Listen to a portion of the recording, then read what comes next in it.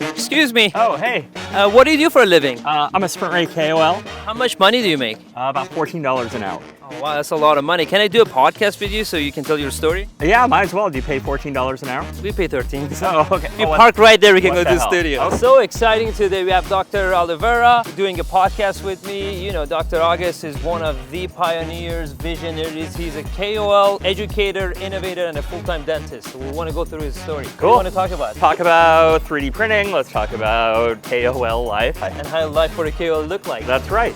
Get over it. Okay, let's do it.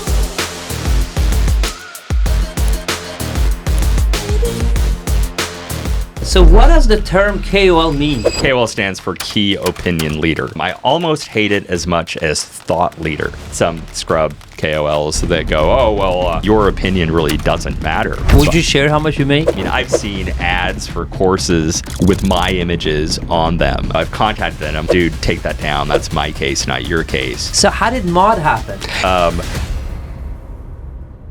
Good to have you here, August. Hey, Amir, so what's going on, man? So excited. We want to talk about KOL-ship, talk about dentistry in general, implantology, 3D printing technology, and your VR gig / project that you're having. So All the shit. everything. So what does the term KOL mean?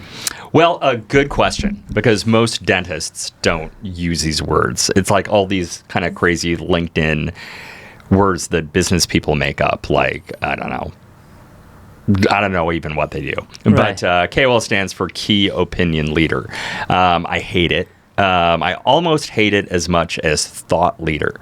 That Thought really just leader. kind of like bothers me. It sounds like you're having a cult or something. Right. But yeah, a KOL is someone who does stuff and companies ask them to lecture or do sales meetings or whatever they do and talk about the experiences with the product. So the term KOL, at least for me, implies some sort of, I don't want to say kickback, but you're getting paid. Somehow, yes. Yeah, so I prefer the term lecturer or speaker. It's just a more generic term. The first time I heard that term was probably 2016-17, and everyone told me, oh, you need KOL. I'm like, KOL what? What's what does KOL? that even mean? And sort of like dental influencers, Yeah. if you want to talk. Oh, that's the talk worst about one. it. It's the worst one. Yeah. But in general, people who with a podium Mm. that can influence opinions of others, if you Yeah. want to talk about it. Yeah. No, actually, I guess if you could say I was one of the OG dental influencers. So we started back in site called dentaltown.com. It's not as possible or not as popular as it was back in the day.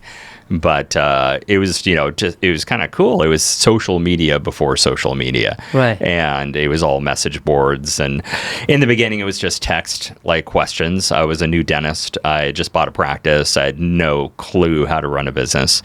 And so it was kind of nice to get the opinions of other people. And one thing about Dentaltown is that in our current sort of social culture, people are kind of encouraged to be nice.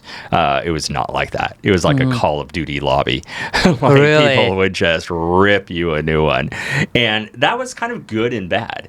When Dentaltown first introduced the ability to upload photos, I thought, this would be really cool. I had just gotten CIREC.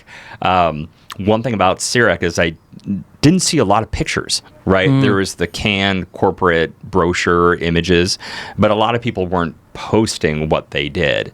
And so I started a thread on Dentaltown called CIREC du jour, like soup of the day, that basically I would post every day one of my CIREC restorations, and some people would say, oh, that's really kind of nice, blah, blah, blah, and some people would be like, you're a total hack, and that is just the ugliest thing I've ever seen. And it was instrumental to me because dentists think that their dentistry is awesome. Right. And it may not be awesome. It's just sort of their perception of it. And so I wanted to get better at what I was doing. And so, it took a lot of hits. But in general, it made me a better CIREC dentist. My preps improved, my staining and glazing improved, and ultimately led me to be a KOL. KOL. Yeah. Before going deeper on that topic of KOL, I want to. You said Call of Duty lobby. Yeah. And that was another thing I noticed in a few years into dentistry. There's a little bit of that going on. In general, in dental communities, there's so much love and a lot of hate going on. There's a lot of like very childish dentists and cat fights and oh Jesus, it's funny. My wife's in medical marketing. Right. She's the senior director of marketing for a company called Karl Storz Endoscopy, and she deals with physicians. And I tell her all the stories, and she's obviously a Facebook friend of mine and can see the back and forth. And she's like, wow, this is just so childish. It's like, it's not even like high school level childish. It's like first grade level childish. And, I think that what you're dealing with are a lot of dentists, you may have noticed, have big egos.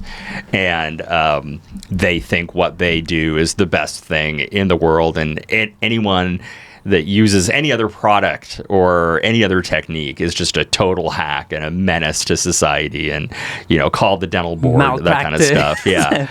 So dentists are just not very chill, and I've been lucky in my career to associate with dentists who kind of share my somewhat chill personality and sort of openness of other techniques.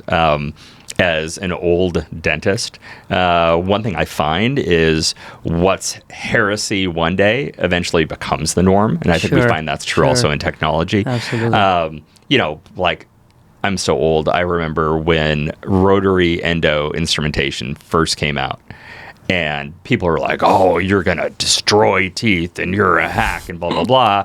And now everyone uses rotary instrumentation. And so, I've always kind of kept this open mind. I'm skeptical of things just because I'm a dentist and I'm the end person with the patient, right? So if I use a product and it fails, I'm the guy that's going to have to redo it. It's not the corporation who's saying it's really awesome, or this scrub dentist from New Hampshire that says it's really awesome. I'm ultimately the one delivering care to my patients. So I'm open to innovate. I'm open to try new things, but with a kind of healthy dose of skepticism. And do you think this has gotten better or worse over time with Facebook from Dental Town Forum? This is, I assume, that was the forum days, then now Facebook groups. I think it's gotten a little better, and there's lots of social issues that, as a old guy, a Gen Xer, I don't like, but there's this prevailing sort of thing about being nice to people. And sometimes I think people are just too nice to people. But to be a complete asshole, back in the day, it was like, oh yeah, let's see this guy being an asshole. Now it's like a lot of people come in and like, you're a dick, you got to be nice, and so I think it's less Call of Duty lobby than it used to be, but it still can be.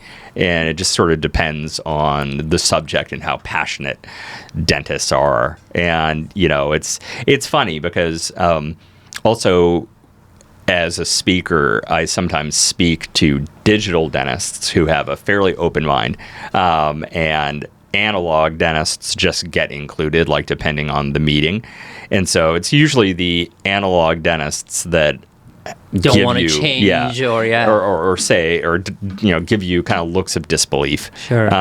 Whereas and I just prefer to lecture to digital dentists just because of that open-mindedness, and the interaction I have is more positive with the students versus having a guy sit there with their arms crossed going, well, I like to feel stone. Like I did this meeting for these prosthodontists. They're actually really, really cool, but they were definitely older. And this was not on 3D printing, but it was on intraoral scanning. And one of the prosthodontists came up to me and said, well, I'm never going to do that because I like to feel the stone.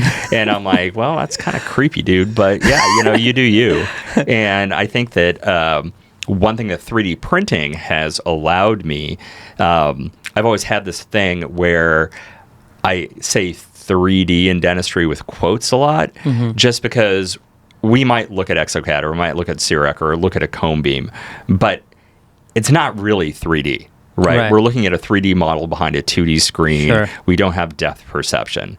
So for me, one of the most exciting things about 3D printing was I could take that object from behind the screen and actually physically hold it and look at it with my eyes and see a lot more than what I could see on that screen. That's right. And we get to that passion, you turn it into a full-blown project. We get to that.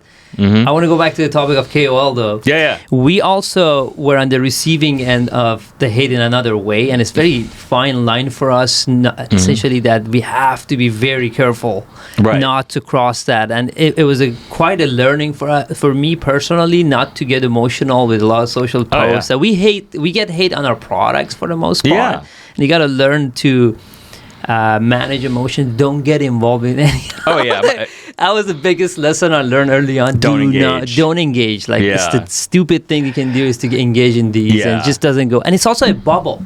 Mm-hmm. It's a bubble that is just under a post. No one see it. Right. But you think that the whole world is seeing it, which is wrong. Yeah. You know, it's funny actually. If you've got like a troll, what the troll wants is validation and interaction. Right. Exactly. They want you to slip up so that you can look like an a-hole. Right. And a lot of the times I'll don't respond, or I'll kind of just put a little thumbs up, like, good fuck for you, dude. You're just not, you know, I've gotten better. Like, I've had some epic battles you gotta breathe in, breathe out. Facebook. And after a while, I've even had people reach out to me and say, hey, dude, now you're looking like the asshole. So yeah, a lot of times. You gotta be careful, too.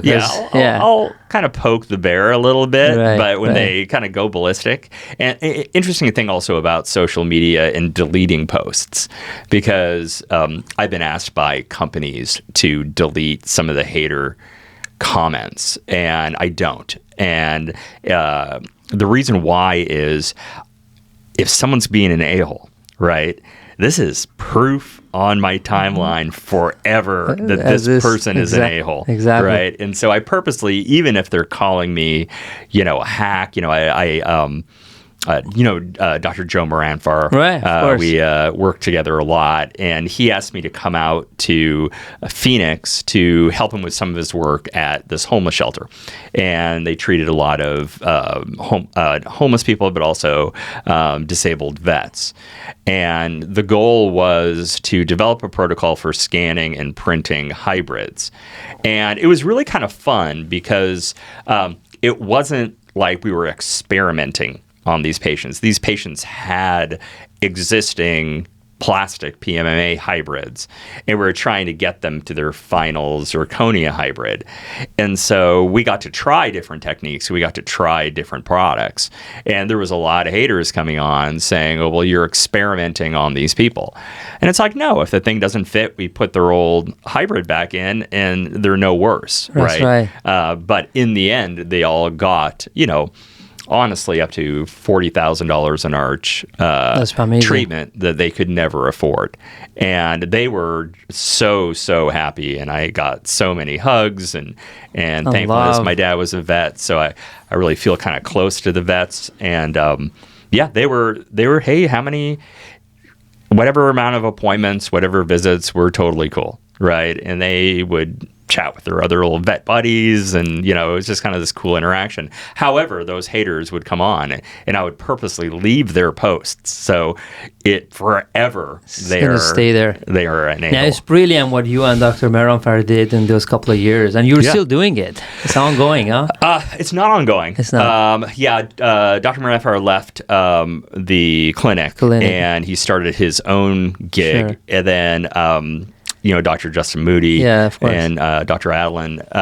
Justin and I have been buddies for a long time. We trying to figure out a way that we could teach live patient education, digital, on his mostly analog workflow patients. And so when that happened, he said, hey, you want to come to Implant Pathway? And I went to Implant Pathway and taught there for a few years. Yeah, and I remember Dr. Joe said, I contacted August. Did you guys know each other before that? Or that? You know what? I met him at a Astra implant event in San Diego. And he was just this cool, stylish dude at the bar. And him, he's like friends with everyone. And I just struck up a conversation. And then later on, we became Facebook friends, and he saw some of the posts that I was doing. And Dr. Joe is not primarily a restorative dentist. He's really a surgeon. Right. I mean, he does restorative, but he's a surgeon. And so that's why he reached out to me, because I do surgery, but not to the extent that he does. And I do mostly restorative. So it was a really kind of a cool, I wouldn't say partnership. We were just buddies helping out these having vets. Fun, helping out the vets.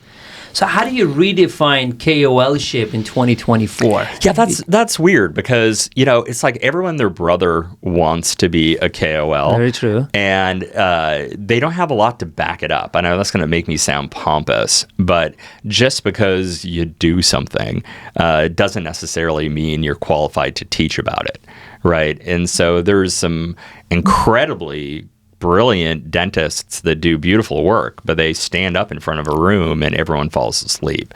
And then I think also it plays into the ego of some people. And they're like, oh, okay, well, I'm going to be a KOL. And, traveling and preparing keynotes and photographing all your work. It's interesting when you start to photograph your work really does improve. And I can't say enough good things about learning dental photography and posting cases online. And one thing that is my pet peeve, and I'm sure happens to Wally, happens to a lot of people, these kind of scrub KOLs will reach out to us and go, hey, man, can I get your keynote? I'm doing a lecture in, Jersey, and I don't really have any good photos. And then my whole thing is, well, if you don't have any good photos, you're really not qualified to teach. And if you're using my stuff, and a lot, it's funny. It's luckily I photograph and post in a particular way. I don't watermark my pictures, but people kind of know it's me. Right. And I've gotten a couple of iPhone screenshots from people in different lectures, people saying, stealing it, yeah. And one guy was like talking about how he did my case. And luckily, a buddy of mine, he was from Boston, just a typical Boston guy.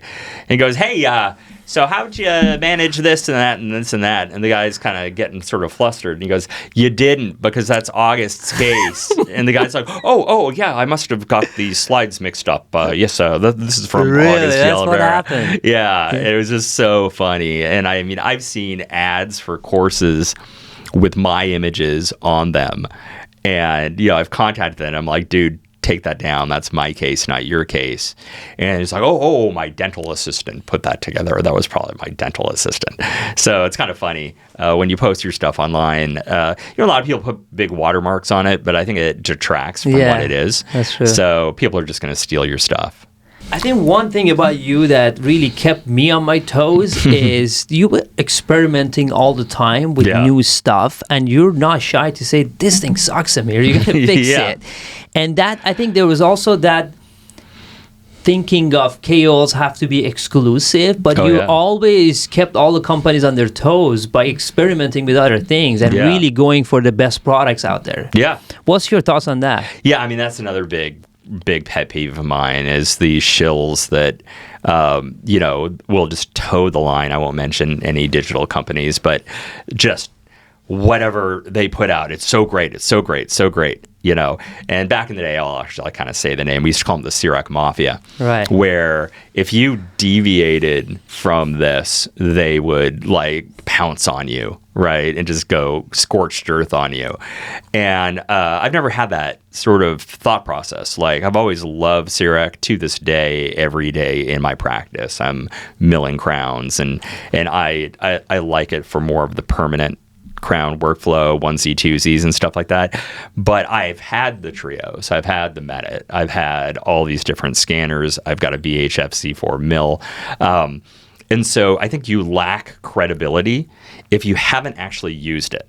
Right? Exactly. Because, there's some scrub KOLs that go, Prime Scan is the best scanner around. And I ask him, hey, have you tried the trios? And he's like, yeah, I was at a show and I tried it. And it's like, well, you really didn't try it. right? And so your opinion really doesn't matter because you may be a KOL for the best product out there, but you don't have the knowledge of these other products. And I think that's one thing that I've always been good about. And I know Wally and Dr. Mike DeFee are religious about, where we're going to try all these different printers. We're going to try all these different resins. And so we will know which is the best, and our opinion matters, and people know that we try all these things. And if we gravitate towards SprintRay, let's say for a printer, then it's because it's our opinion, not because we're getting a check, because we really don't get much money from you guys because you're cheap as fuck. Yeah, that's about it. What are the top products besides our products? What are the companies you're representing today? Well, who I teach for? Yeah. True Abutment, Implant Direct are kind of my two jams. I get asked by other companies, like I'm doing a lecture for Patterson again, which is interesting because I used to teach for Patterson quite a bit back in the day.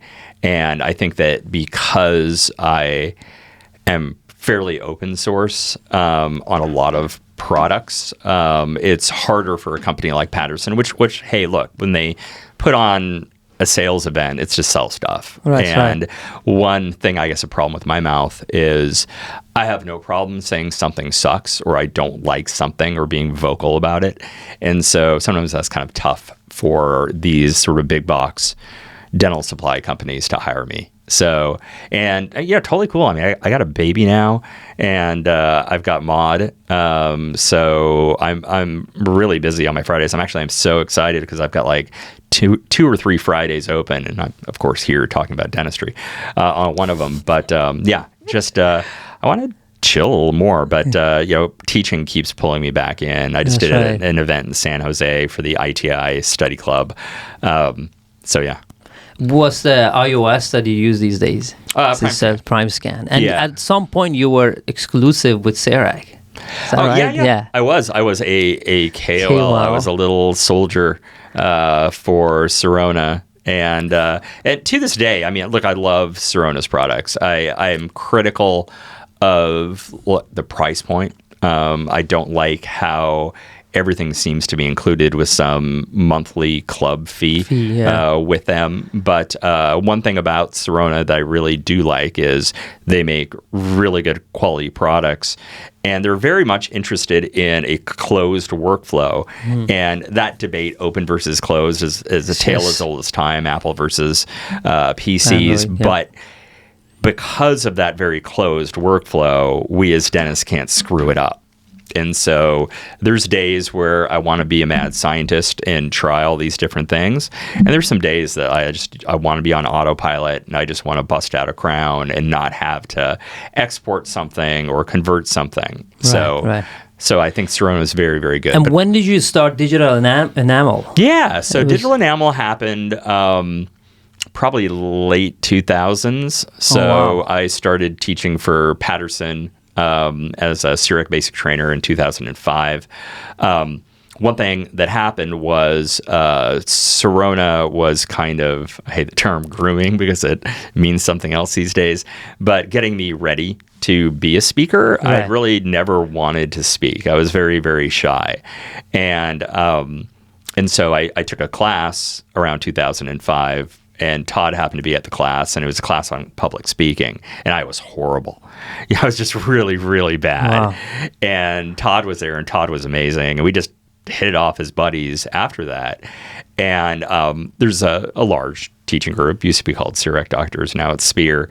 And they had their thing going, and we just kind of wanted to do our own thing. So he came up with the idea of digital enamel because Todd was like weird about saving tooth structure. Like he'll leave like a little millimeter thimble on the side of the tooth. And so digital enamel was all about saving enamel and doing it digitally. So he came up with the idea, and we had a great relationship. He was this big personality, very gregarious, and I was more kind of quiet and analytical. And so he took all the CEREC stuff, and I took all the implant stuff, and that also ballooned into the 3D printing stuff and the exocad stuff.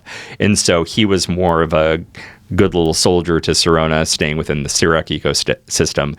And I played around with other ecosystems. So our kind of working relationship was really, really good because of that. Yeah, I mean, remembering him too, and it was very sad for the industry and all the contributions that he had. Yeah. So digital enamel doesn't exist anymore, right? Well, it kind of does. It does. Yeah, his wife still owns the site. The site's still up. Todd was the driver behind it. And if you look at Digital Enamel's look and the videos, it was all driven by Todd. Todd had a full video studio. Really, really high end. Even before all this podcasting became cool, he had all this equipment. So he was the one driving a lot of Digital Enamel. And I kind of came along for the ride. And so when he died, it was just kind of like, I tried to kind of keep it going, but I didn't have this passion for AV stuff. How's the monetary aspect of being KOL? Is it really, there's this perception that these KOLs are making a lot of money, that is being paid for this and that. Is it really true? Well, it depends on what you call big money, right? So back in the day, like before GPs really got into implants, I mean, I had friends that were making $20,000 a day teaching. So definitely the money was better back then.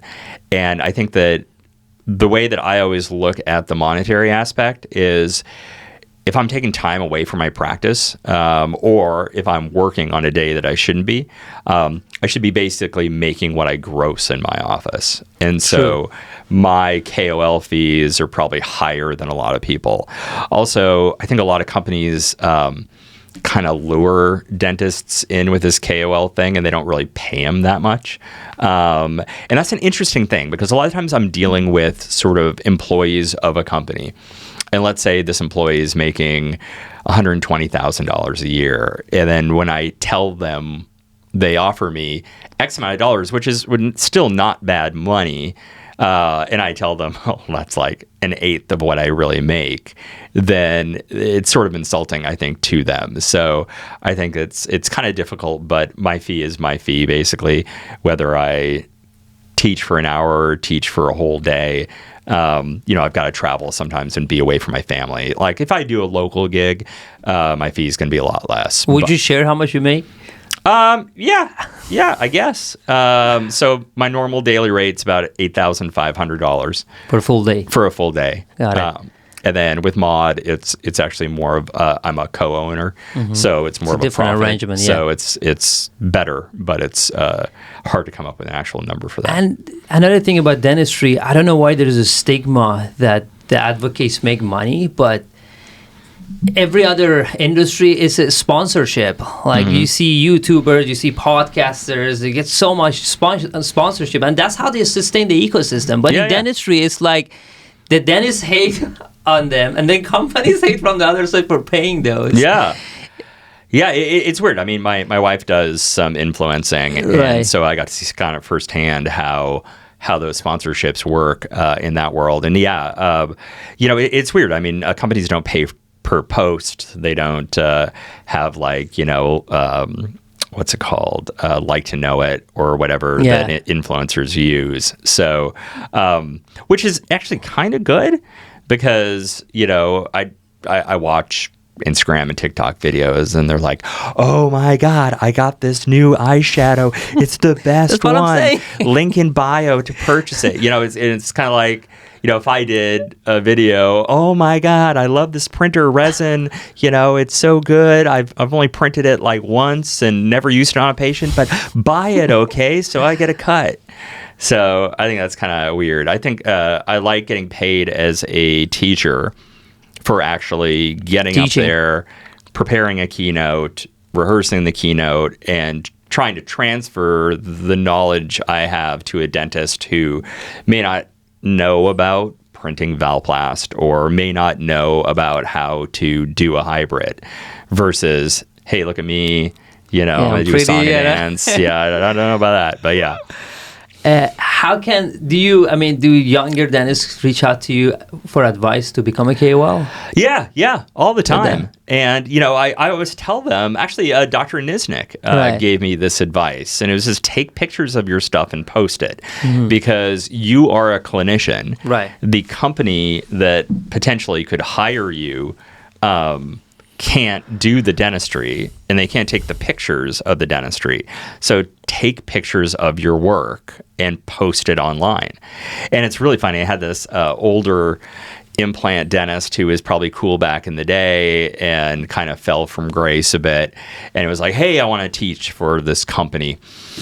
And I'm like, yeah, okay, well, let me see your stuff. Oh, no. I'm not going to send you my PowerPoint. It was like the old school PowerPoint blue with the yellow lettering and Comic Sans and stuff like that. And I'm like, well, okay, well, just submit it to the company and do whatever. And apparently it was garbage. And he wasn't even taking clinical photos. He was just taking iPhone pictures of a computer screen with an X-ray. And that was his entire presentation. And I told him, dude, look, if you want to start teaching for these companies, you have to get a good camera and you have to take pictures of the steps of what you did before and after, and provide some value to the person reading your post. Exactly. Right. So it was kind of one of the reasons why I like Facebook a little bit better than Instagram, because Instagram is like, look at my cool shit, 10 seconds. Oh, awesome, love you, And then in Facebook, it's like there's a little more room for text where you can kind of say, hey, I did this, and this is the rationale for using this resin and this product and scanning this hybrid patient, and this is how I manage the bite. And there can be some actual exchange of information instead of, you're so cool. Right. So where can someone start today? Yeah, well, I mean, number one, Instagram and Facebook. And, Instagram tends to be the younger. If you're into TikTok, I guess you could do TikTok also. I just gave a 3D printed veneer course, and one of the doctors there, I'd seen his face around, but I didn't really put two and two together. And he has over 150,000 Instagram followers. And his work is a lot. And I think one of the reasons why he has so many followers is he posts and he discusses what he did and why he did it and why he used Empress instead of, Emax in this case for translucency and whatnot. So provide some value, but be visible on social media, and then the companies will reach out to you. That's right. And I think you mentioned something about provide that value for the audience. That's the key that a lot of we get approached by people who want to be KOL. They look at it very transactional. I did this, how much I get paid. Yeah. Rather than, hey, if you build an audience and we help you build an audience, there's 50 different ways to monetize the audience you're building. But they're very thinking about that thing and that day and that lecture that really doesn't help them long term. Yeah, that's very true. And again, it's the dentist's ego. Like, I am so awesome, you must pay me money because of my awesomeness. And the bottom line is, like, prove to me you're awesome. And I think a lot of dentists don't have either. My favorite is some guy wanted my presentation to do something. And I'm like, take your own photos. And he's like, well, I don't have time to take photos. Well, then you don't have time to be a KOL. Okay? Yeah, you got to sit there and take some pictures and spend some time editing and coming up with a post or editing a video and all that kind of stuff. And if someone wants to dedicate the entire career to being KOL, have you seen people like that? I have. Real KOLs are little Instagram, TikToker dancing people because, there's educators that have gotten out of clinical dentistry and just teach. Right. And I think that's not good. I don't think it's good. I think it's very scary. That's right. So one thing I noticed about being a KOL for Sirona for a long time is I was making a lot of money, and then they sort of switched up who they worked with. So they went a different direction, and all of us it was with we would call them 3D summits, or it was basically to sell the Galeos cone beam. And so I went from hundreds of thousands a year to like maybe 50,000 a year, right? So the winds of change can happen. But if you're a practicing dentist, you always can just go back to your practice. So when teaching kind of dried up after COVID, I just went back to being a dentist. Did more days in my office. When you said you were making a lot of money, that was from teaching or that was from practicing? Kind of three things. So my practice definitely is an okay practice. Like, I'm not going to say that I'm making crazy amounts of money in my practice, but I'm not doing bad either. But there was a period of time where I was doing probably about 50% more in production and made a lot more money that way. I was teaching more. I developed a set of guided surgery tools that worked with CIREC, and that I probably sold about $250,000 a year with those tools. And so, but 3D printing happened.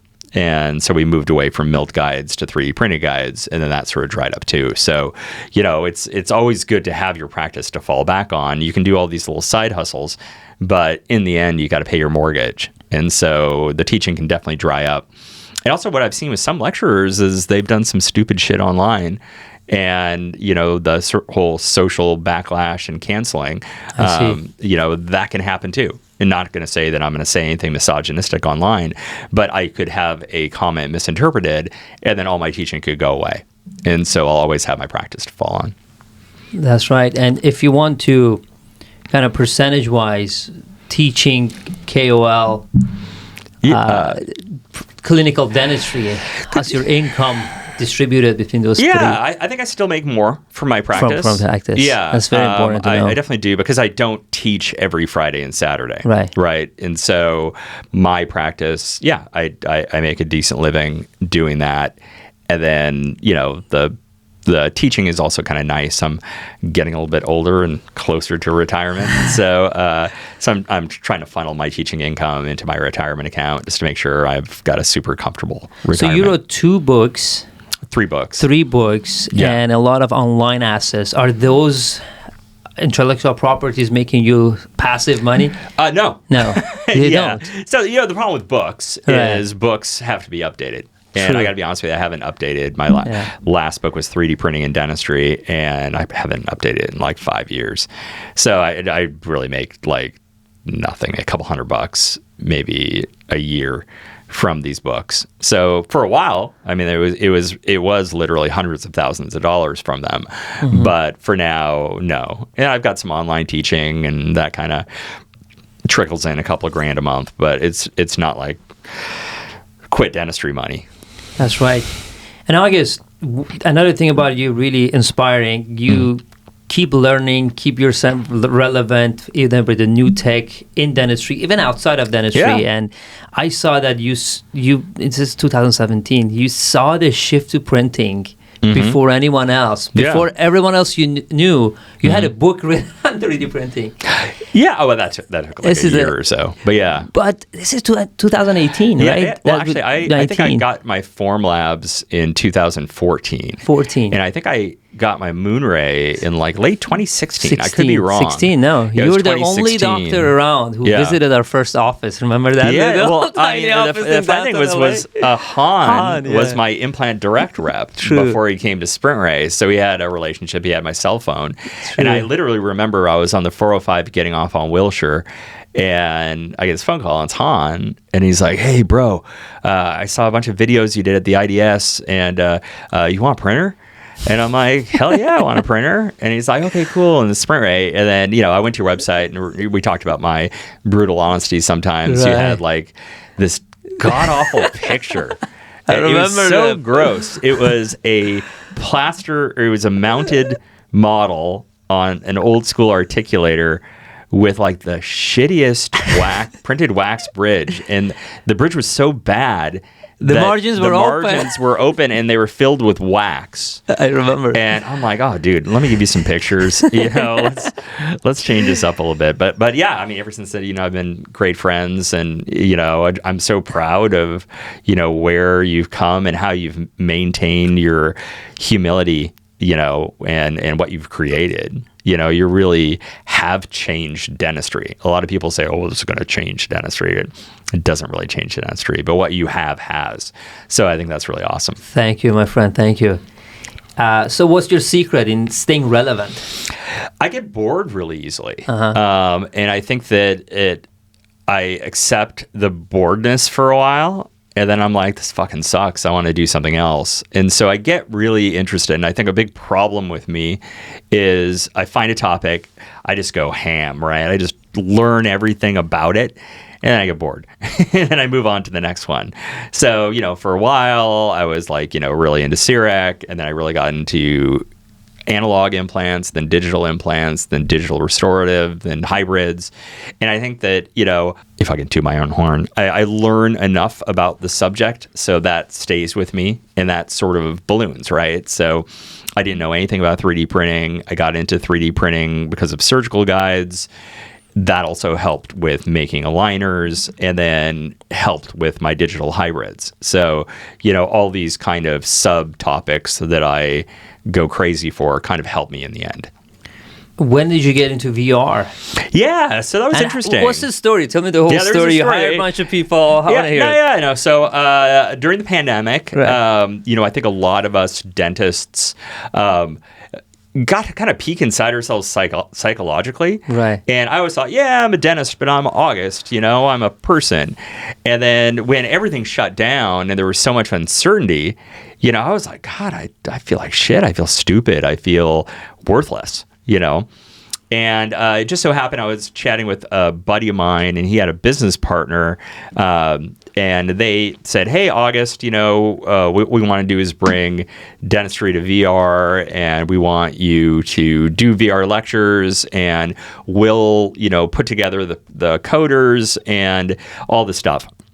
And so they had a sort of online, almost like a chat room kind of thing, a VR chat, where you would put these models. Right. And so I went on, there's a site, I don't know if you've been to it, called Turbo Squid. It's owned by Shutterstock. So Turbo Squid is a place where you can buy 3D models. Oh, I see. Assets. And yeah, one thing that's interesting, and it depends on the contract, if you say, hey, I want to do some marketing on the Sprint Ray, and I don't have a 3D model, I'm going to set up a rendering for a brochure and all that kind of stuff. They contact a 3D artist, and that 3D artist may or may not retain rights to that 3D model. But I'd gone on it, and they had all. Can we look at it together? Yeah, Shutterstock. Turbo Squid. All right, so we're at the Turbo Squid. Yeah, so go ahead and type in CEREC. And see what comes up. Oh, I see. Yeah, so you can buy these models, and what I did was I bought, probably about $1,500 worth of different models of the stuff that I was interested. Yeah, $125. Yeah, they're a couple $100 each. You can type in Formlabs. They have the Formlabs printer, a lot of Ivoclar products, like a lot of the Ivoclar ovens. You can find Trioses on there, and so I bought a bunch of these models, and I put them into this VR environment. And I, reach out to them and say, hey, it's cool. I can see this CEREC in 3D, but I want to start doing stuff with it. And I basically found out that my buddy was maybe not totally honest with me. And so what they really wanted to do was use my connections in the dental industry to pay a programmer to do it, but they weren't actually doing anything. Right, they were just kind of using me to get these people to pay. And actually, I think I approached you back in the day about it. Right. And I asked them, I kept having Zoom calls and saying, hey, can I get help on this? And importing this or converting this file from OBJ to FBX. And they had no clue what they were doing. And then I finally said, hey, guys, show me what you're doing. And they're like, oh, no, because of NDAs, we can't show you. I'm like, show me a frickin' ball. Like a circle, pick up the ball in VR. Right. And they're like, and then I'm like, I'm out. And so I had learned it. I'd spent all this money. And I'm like, well, screw you guys. I'm just going to go ahead and learn VR. What was the project? What did they pitch to you? Well, they pitched that I would do these lectures in VR. And I would get paid, it would be basically a pay-per-view type thing where people would buy the course. That's during COVID, right? That's during COVID. I remember you called me with two other guys, And then once I realized that it was maybe not on the up and up, I thought, well, you know what? I spent $1,500, so I'm kind of interested, and so I want to learn how to do this. So I took a night class. It wasn't like pre-recorded videos, live classes with homework, learning how to code. So basically, it was based in a software called Unity. So a lot of people who are into video games know Unreal is usually more of a console game type Xbox. And then Unity is more mobile. What a lot of people don't know about headsets like the Oculus is they run on the Android chip, and they're all Android based, and so they're basically a mobile device. So Unity caters more to mobile device with games like Pokemon Go. That's all done in Unity. So this class is on Unity and C#, and learning how to program in that. So you learned C#? Well, kind of. I was terrible at it, and so what I thought was, okay, I want to come up with a multiplayer game where dentists can place and restore an immediate implant, right? That was my project. And I wanted it to be multiplayer. So in essence, I could pitch this to companies where a rep could be present and help the doctor. When you place an implant, there's so many different drills and parts and screws and steps, and all these steps. So it was a way that dentists can actually pick stuff up and say, oh, this is, a 1.25 millimeter hex tool. I'm going to use this next and stuff like that. Or actually have a dentist teach another dentist in VR. So we had that multiplayer aspect to it. And so I reached out on Fiverr, and I found a really cool dude from Israel and paid him a ton of money. I think I probably paid in the end, about $65,000 to come up with this Oculus demo. And I pitched it to a bunch of companies: Straumann, Implant Direct, Nobel, Sirona. For the teaching aspect. Of it. And all of them, were kind of like, yeah, this is cool, but it's not that cool. Right. And so, the whole metaverse term wasn't even out. It was just kind of like, I thought that, since my teaching went to more Zoom based, and I, as a lecturer, I mostly teach hands-on, right, that I could teach how to 3D print, how to do CEREC via VR. Make it immersive. Yeah. That's the name of the company. Yeah, right? yeah, Immersive Med. Yeah. So that was the company I started. And doing that for a while and getting sort of not really rejected by companies, but they just couldn't really grasp it. There's, if you've seen an Oculus, it uses joysticks, and that was a disconnect, right? So we're trying to teach people with their hands. And so luckily, Meta really pushed for hand tracking, which is going to be a big part of the Apple Vision Pro. I just pre-ordered mine today. And then the concept of augmented reality versus virtual reality. So virtual reality, you're closed off from the world. You can bang into a wall. It's fun because you can do dentistry on the beach. Or in my demo, you're actually controlling a robot on a space station.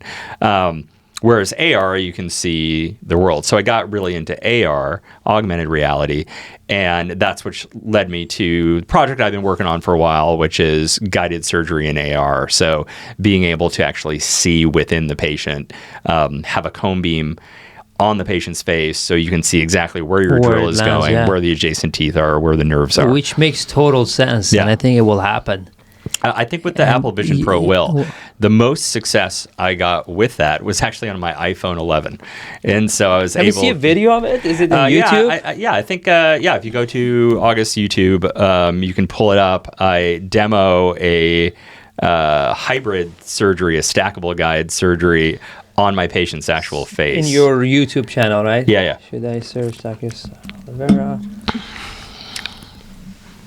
Mod Institutes. Videos. Scroll down a little bit. Close this off.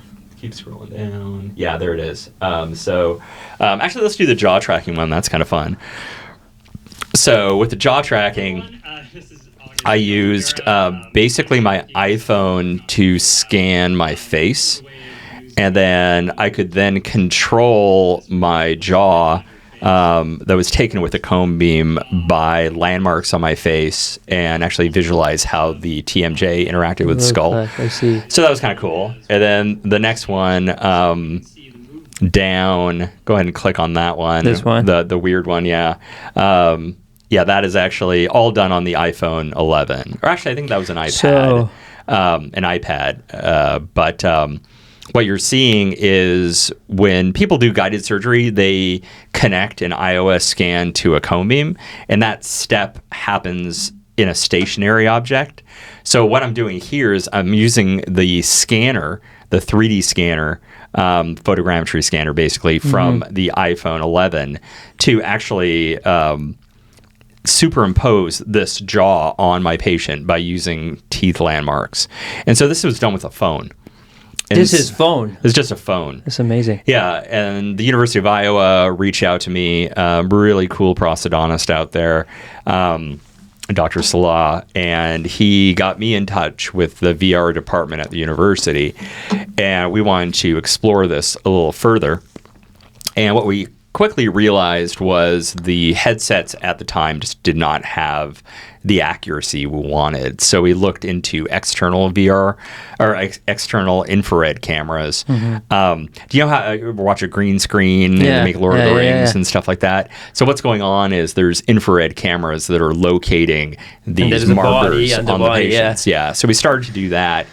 And the best accuracy I could get, which really impressed the hell out of the neurosurgery department out there, was about 2 millimeters. 2 millimeters. Yeah, and so in the world, 2 millimeters is very small. In dentistry, that is way off, right? I remember we reached out to USC together to see if we can get them going. Yeah, but they didn't for the referral to your prof. But yeah, I think we all just decided not to pursue that. The idea was ahead of the technology, right. And I think with the Apple Vision Pro coming out with 11 scanning cameras, I think that we can definitely get that. It just makes total sense. Put the headset, see where the nerves are, where the sinus is located, all those stuff. It's just we can measure it accurately.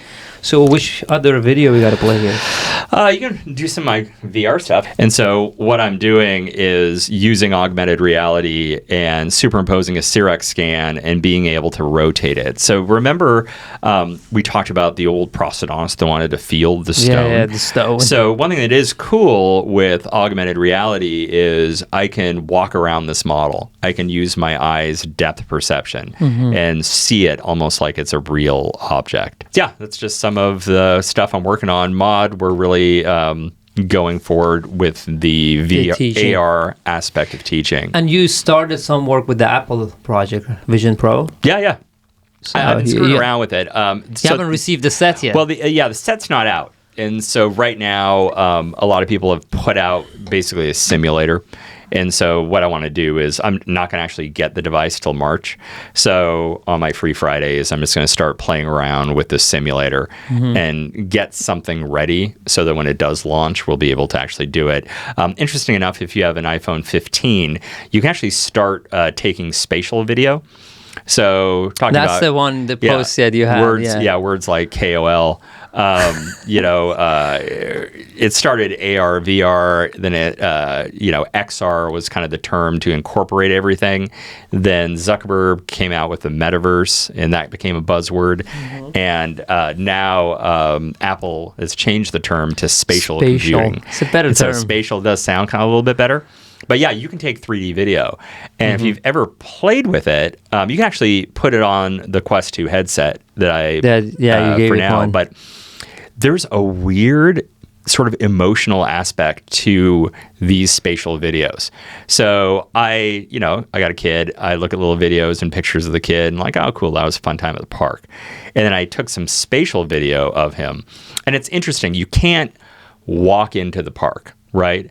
But it's like there's a window and I'm looking into the park. The entire experience is there. And he walks towards you, you can see his hair and all this kind of things. And it's really kind of a different connection. That's right. So I think that people are really going to get blown away by the spatial video and how as the headsets become smaller, that's going to be the norm. Having a 3D video where you can actually feel like you're with that person is pretty cool. So you think Apple's product will be successful? Absolutely. I guess their shares went crazy yesterday. They're shipping, or they're at least doing No, something. it's pre-order. A pre-order. Yeah, today's pre-order and shipping in March. Did you put your order? Oh, yeah. Oh, yeah. I haven't. Yeah.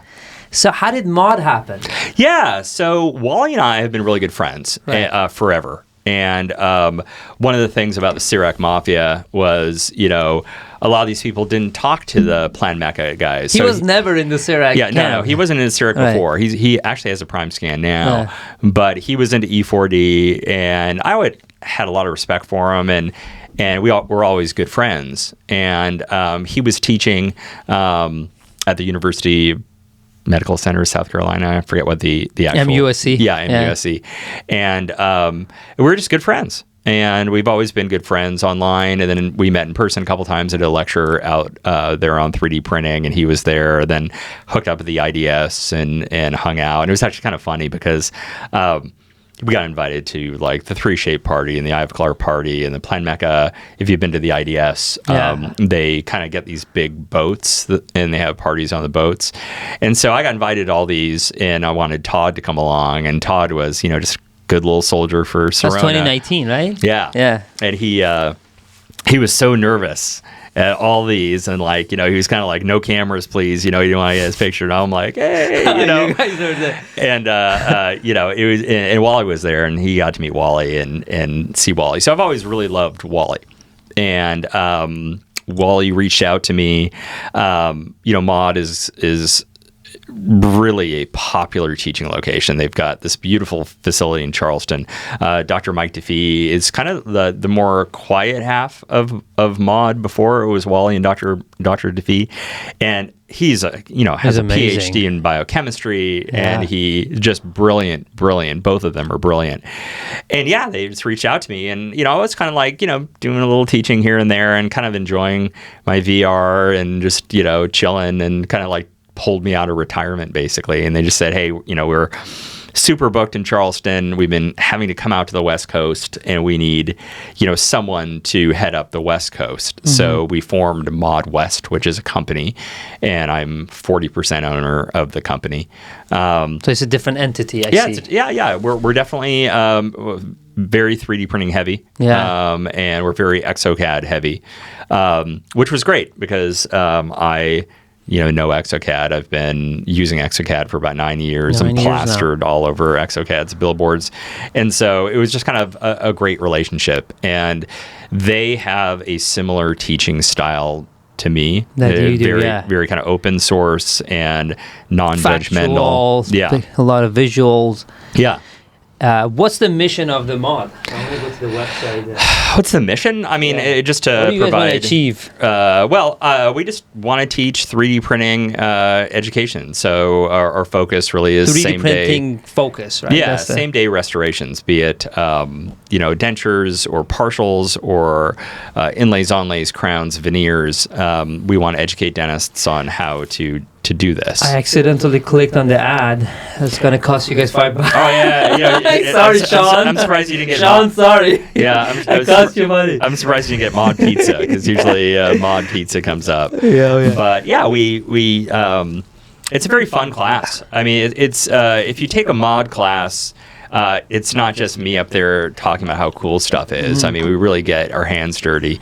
A lot of ExoCAD design. And it's been working out great. We've had a lot of sold out courses, and our schedule is filling up for this year. And actually, it looks like we're going to be doing more at Sprint Ray University. Right. No, we're looking forward to it. Yeah. The reach of the Mod. I told this to Wally. I was walking randomly at IDS, and I saw a guy with that shirt. Yeah. We have on. Mm-hmm. It's brilliant. Yeah. One thing that Sean, people don't know, the third sort of member of Mod, is Sean Voorhees, and he's a marketing genius. And one thing about Mod that makes us unique is dentists are kind of like cheap and cheesy. and they don't focus on sort of the experience of education. So our facilities are very modern. We have really good food. We have booze at the end of the day, little happy hours and stuff like that, and we really kind of cater. So Val, who's my office manager at my office, is the course concierge and her job is just to make sure the doctors get taken care of. So we approach education in a very classy, very stylish sort of way with, in my opinion, better education than anyone else. That's true. Yeah. I did a tour of the facility. I posted it on YouTube. Yeah, I saw that. It's brilliant. And another thing about Dr. Rene is just very brutally honest. Yeah. A lot of things. This thing doesn't work. That thing doesn't work. Yeah. This thing, you got to fix it. Yeah. And it's so much learning for us, and also so much improvement that we have done because of the brutal honesty. And that's what I love about it. So what about the online courses? The online courses are also very popular. So what's been going on is that we actually do get a lot of international students at our courses, but we get requested all the time, do you guys have an online course? Also, when we teach, especially exocad, it's like drinking through a fire hose, right? You're taking a doctor. Most of the doctors we get don't have CEREC. They've never actually done digital design. And then we immerse them for 2 straight days, going from a simple crown to a veneer case. And you can easily forget that, right? I think that the retention rate of teaching is like 20%. That's right. So having an online resource that they can go back to, I think is really super important. And I think high quality curated contents goes a long way. Again, not just turn on the camera, record yourself. Really, what you guys have done is super high quality branding, quality of education, instructors, brilliant. Yeah. I think it's a go-to 3D printing digital hub. Yeah, and I think that as 3D printing becomes more mainstream for same-day restorative, I think that more people will gravitate to mod. So when is the next course? For me, it's actually the 3D printing residency, which is interesting. 3D printing residency is like a continuum? Yeah, it's 5 days of 3D printing, and it goes from basic, taking you all the way to complex removable cases. Right. And so it's kind of a cool concept because, a lot of times we'll do a course and someone will go away for 3 months, and then a good portion of the course is kind of going back to the basics and making sure everyone's up to speed. So we don't have to do that. So in essence, they can almost take all of Mod's courses at once, and it's a full week of education. And you're going to be doing it in different sites? We're doing it at Beverly Hills. Beverly Hills Dental Lab. Yeah. I think we're going to schedule one here at Sprint Ray University as well. Can we talk about dental implantology? Yeah, why not? I started dentistry from the 3D printing aspect. The first 2, 3, 4 years, I was just learning from you guys how to say the right lingo. Yeah. Implant is also a mystery to me. It's so much noise. And at the same time, so much competition. Yeah. I think maybe high level start talking about why is it like that, and why is there so many companies trying to get a piece of that? Yeah, it's true. I mean, I'm amazed at how full arch has become so popular. It's kind of weird. There's like trends in dentistry, like no prep veneers are really cool this time, or bulk fill composites are really cool this time. Now everyone and their brother are speaking on all-on-X surgery. Yes. And it's like, it's kind of scary in a way, right? So like some of these patients may have needed a couple of crowns, maybe a root canal, or getting all their teeth ripped off. So it's a big topic because, one, it's big money. What I love about implants is the finality of it. Right. So I have a patient who has an abscess on a tooth. I do a root canal. The root canal doesn't work. I send him to a specialist. I pull that tooth, it's game over. But now I've got to give that tooth back to the patient. So it's a very satisfying aspect of dentistry. It's big money. And so an implant can cost anywhere between $1,500 to $2,500, depending on the office. Without the restorative? Without the restorative. And once you factor in the restorative, you're looking at about $5,000. And, a lot of these really big hybrid cases, depending on the type of restoration the patient ends up with, can be anywhere between $50,000 to $100,000. So it is so big much money in it. It is big money. So companies realize that, and dentists realize that, and people who want to be KOLs realize that. Actually, it was so bad that True Abutment told me when they wanted me to speak at their symposium, just, hey, dude, I know you do a lot of full arch and you teach a lot of full arch. Can you just not talk about full arch? Because like everyone's talking about freaking full arch here. You've been doing it forever, right? Yeah. So we talked about Joe. Yeah. With Joe, there was so much noise and, just made up stuff on the internet. The one thing that everyone says is social media is not real life. And I'm guilty of this too, but you see a lot of posts and it's like, hey, I did it this way and it worked, but it worked that one time. That's right. Right. And so the whole thing about our patients is we can't strive for 100% success, but we got to get closer to it. And so Joe and I got to basically test these different techniques that we saw people posting about on actual patients in a way to come up with a protocol that's at least 95% or 98% successful, right? Mm-hmm. And if we do have a failure, it's not a failure that hurts the patient. It just means like the restoration breaks or it doesn't fit. Redo it, yeah. And then you try it again. And I think that we really hone that in and have a reproducible way that in my practice is virtually 100% effective. So, but yeah, everyone and their brother wants to speak about it. I think a dentist mentioned this to me that for a long time, orthodontists used to make the most amount of money in dentistry. Yeah. Full arch flipped, the implant dentistry in general flipped that, and full arch really took it to the next level of making money. Oh, there's dentists that I know they're frickin' amazing full arch guys that probably net a couple million a year. Couple of million a year. Just without a doubt. Pure full arch. Yeah, without a doubt. What about a non-full arch implant? Doctor who just places regular implants? Single, Like how much would they make? Yeah. I mean, the standard $300,000 or $400,000 a year. So, but these full arch guys, are collecting in their practice, $30,000 to $50,000 a day. It's transactions. Yeah. And so crazy. It's really pretty awesome. And the guys that I know that are doing it, I mean, the patients are getting great care. That's amazing. The work they do, they show online. And so you see it. So. And there is so much work into that too. Yeah. Mm-hmm. It might look easy money or sound easy money, but just amount of steps you have to take to. Oh, yeah. It's just nonstop. How long does a full procedure?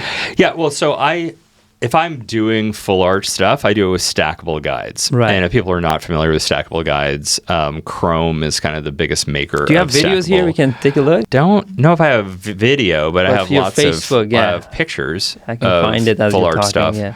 But yeah, that takes quite a bit of planning and rehearsing. One thing that's great about a lot of these stackable guide companies is they'll actually print out the maxilla and the mandible, and they'll give you the guide, and you can actually practice before the patient comes in. And so, there's a lot of planning involved. Page. And, the name of the game is... That's different, though. This is photogram, different style. That was a full arch case. A stackable guide case. We did the surgery on that one. But yeah, it takes a long time. And, we moved to getting an anesthesiologist to help in sedating the patients. Mm-hmm. And they can be in the dental chair for about 6 hours, and maybe just because I'm slow.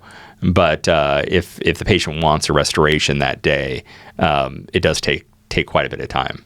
That's amazing. What is your go-to implant right now? It's a good question. I've always been an Implant Direct guy, and I still love Implant Direct and use Implant Direct a lot. Mm-hmm. I've been playing around with True Abutment's Urus implant, and I'm really impressed by it.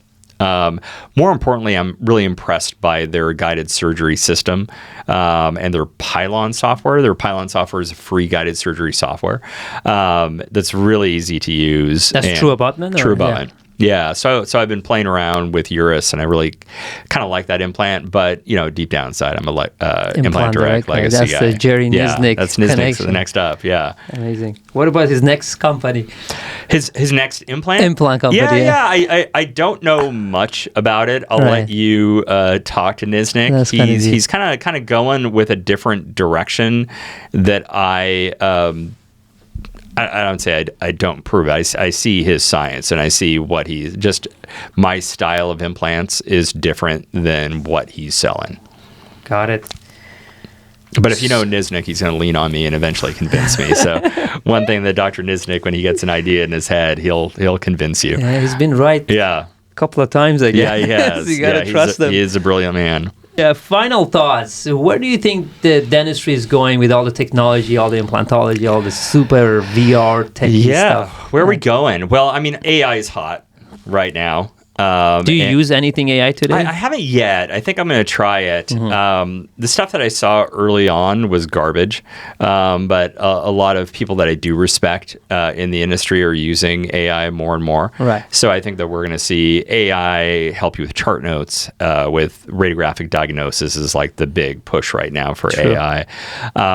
From my selfish point of view, I definitely see augmented reality and, spatial computing. Spatial computing, it's a new term. We gotta get used to it. Yeah, whether it's guided surgery or even something as simple as like chart notes. Like, you're in your room.